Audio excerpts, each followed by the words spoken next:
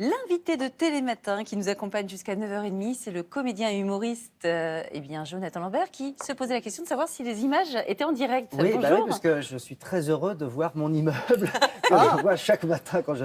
Et en fait, alors je ne vais pas dire où, mais voilà, ça c'est le boulevard Excelmans. Ce qui fait que je peux savoir quand quelqu'un est chez moi et que je n'y suis pas. Bah là, il y a quelqu'un, en l'occurrence. Exactement. Faites-nous coucou la prochaine fois. C'est assez fascinant. Oui, mais ça m'est arrivé de me mettre sur le pont du Garigliano, de faire des signes, mais alors c'est passé totalement... Ah bon, vous avez pas Alors dit ça, on le fait la semaine prochaine. Ça serait Chiche. extraordinaire. Avec une banderole ou un truc. Okay. Alors Jonathan Lambert, vous êtes inclassable, hein. Vous avez fait du cinéma, vous avez fait du théâtre, du one-man, des chroniques. Vous êtes amoureux de tout ou vous ne savez pas choisir ? Je suis amoureux. Ouais, il y a un petit peu de ça, mais en fait, c'est assez génial de pouvoir à chaque fois alterner parce que quand, par exemple, je joue au théâtre, je suis très heureux après de passer à un seul en scène. Et quand le seul en scène portant très bien son nom, c'est aussi de bien travailler avec d'autres. Et puis, c'est génial d'être sur un tournage parce que c'est une autre ambiance. Mais je pense qu'il y a un dénominateur commun, c'est qu'à chaque fois, que ce soit des chroniques, que ce soit à la radio, que ce soit même dans la presse, que ce soit donc au cinéma, la fiction, la scène ou quoi, ça a toujours été de la comédie. Enfin, pour faire rire les gens. Et c'est ce qui me passionne le plus, après, quel que soit le support. Les gens qui ont peut-être oublié que vous avez commencé comme concombrologue, spécialiste du concombre. Hein, on est en 1994 aussi. Ah, regardez.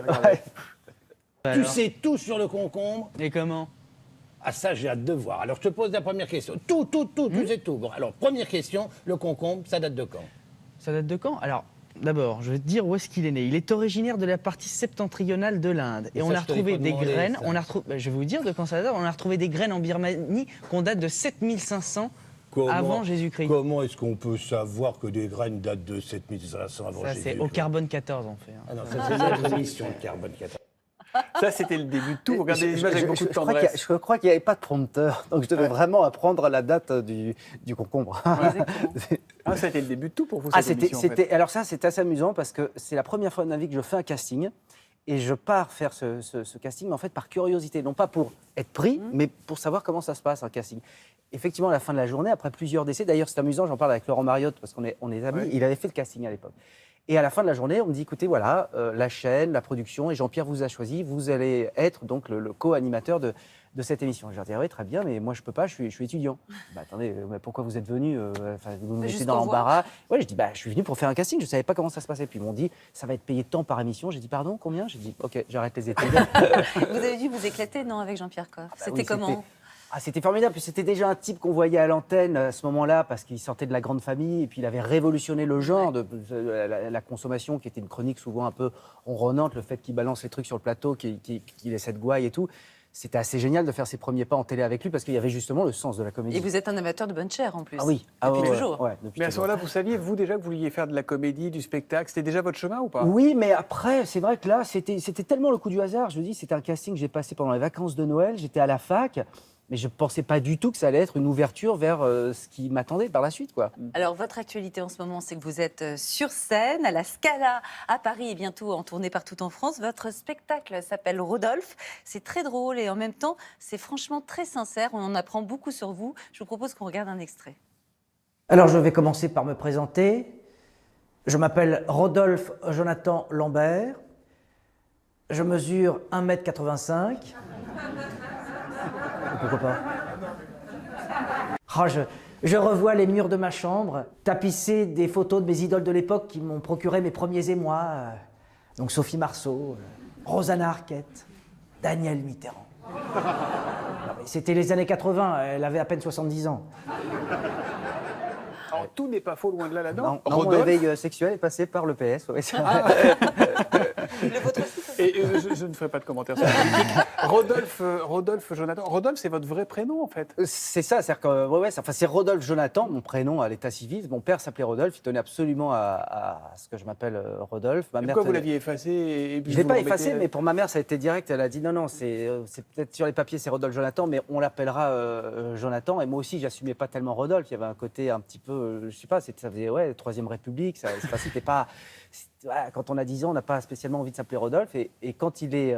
Je dis ça parce qu'on a quelqu'un sur le plateau que j'ai croisé là et qui m'a dit je m'appelle Rodolphe. Ah oui, c'est vrai. Donc c'est dur à porter parfois. Est-ce qu'il peut venir nous voir, Rodolphe? Je le vois derrière sa console là-bas. Il va venir nous voir. Venez, Rodolphe, viens. Venez montrer ce que c'est de s'appeler Venez, Rodolphe. ce que c'est de montrer ce que ça Mais fait. ça revient terriblement, hein, tous ces noms un petit peu. Ça redevient à la mode. Ouais, ça redevient à la mode. Et en tous les cas, c'est vrai que quand mon père qui s'appelait donc Rodolphe, parce que c'était un peu une passation de pouvoir. Quand il est parti, je me suis dit, allez, je vais enfin assumer ce prénom. Je vais reprendre Et donc mon ce Rodolphe. spectacle, oui, lui est dédié, il raconte beaucoup de C'est un choses hommage de aussi. moi, de lui, de ma famille, de mon entourage. Mais ce qu'on ne dit pas assez, c'est que vous êtes très très jeune finalement, puisque vous avez 48 ans. Mais vous traduisez ça en 6 ans et demi en année de chien, 9 mois pour un hamster et 3 semaines pour un fromage de chèvre. Ouais. Duquel des trois vous sentez-vous le plus proche? Oh, du crottin de Chavignol, ça, à l'évidence. Et là, je me sens comme un fromage sur un plateau, et puis on peut trouver voilà, où vous êtes... Pourquoi vous me montrez du doigt là Non, parce que Crottin j'essaie Chavignol. de trouver. Non, j'essaie justement de trouver les fromages qui vont à chaque personne. Mais vous vous sentez vieux, comme une vieille croûte, justement. Je me sens vieux. Ah, non, Julien. si moi je me sens. Ah non, franchement, alors honnêtement, après, c'est le regard des autres qui. Mais moi, non, j'ai l'impression que j'arrive encore à marcher droit. Non, je me sens pas. Non, Vous êtes c'est content pas de ça, votre toi. lever, en tout cas. Bon, en tout cas, dans le spectacle, toute la famille y passe. Tout le Ouais. monde. Du coup, vous n'êtes pas tous trop seuls le dimanche pour le gigot flageolet? Non, il y en a encore qui Non, vous mais parlent après, ou ce pas que je raconte c'est vrai que je raconte parfois des horreurs, mais vous savez, c'est comme on le dit si souvent, qui aime bien châtie bien, et je peux raconter tout ça parce que je parle de gens que j'aime par-dessus tout, que ce soit évidemment mon père, ma mère, ma sœur, enfin toute ma famille, ma femme, Et évidemment c'est mes hyper enfants. sensible, vous parlez de la famille, de la mort, Oui, de et la puis maladie. je me fous aussi de poil. ma gueule, Ouais. ma passion du ménage, on en parlait avant que ça commence. Voilà, je l'étale, tous ces travers, tous ces défauts qu'on a. Moi, c'est ce que je répète souvent, alors que la plupart de mes confrères rêvent de mourir sur scène. Moi, mon rêve, c'est de mourir dans les bras d'une serpillière. Ça vous donne un petit peu l'idée de la maniaquerie que je trimballe. Mais oui, moi, je pense que plus on dit des choses un peu trash, un peu acides sur les gens, plus c'est leur montrer à quel point on les les aime aime. bizarrement. Ce que je